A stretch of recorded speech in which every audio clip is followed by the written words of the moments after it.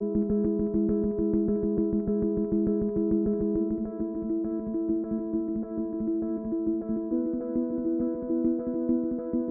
of the things that we see in our day, the time in which we live,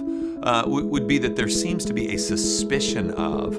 any kind of institution or organization. The rhetoric goes that all institutions, all organizations will ultimately abuse their power and their authority, and therefore are not to be trusted and to be rejected. And one of the unfortunate ways that's played out for Christians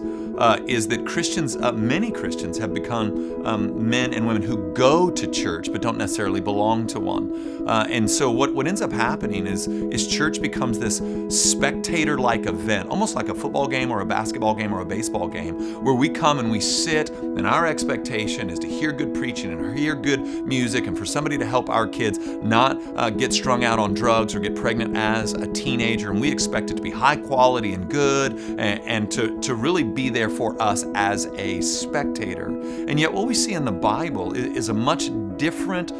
picture of what the local church is meant to be. Like, the local church is meant to be a place where men and women are sanctified as they know one another, that God is at work in the mess of the Church of Jesus Christ in a given location. And so the Bible's going to call us towards one another and towards commitment to one another, not in just some kind of universal sense, but really in a localized sense, that I am to be known, you are to be known, that our weaknesses should be seen and our strengths should be seen. And so I want to encourage you, when you think about church, when you think about the gathering, when you think about that community of faith that you're going to, I want you to not just go to, but belong to it, be a part of it, give your gifts over for its betterment, receive from it not just all the things that you prefer,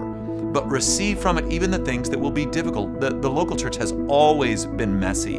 Go and read 1st and 2nd Corinthians if you just need a primer on this. The church will be messy. There's a lot of sinners involved, but the messiness of it should not deter us from the primary method by which the Spirit of the living God sanctifies us and grows us more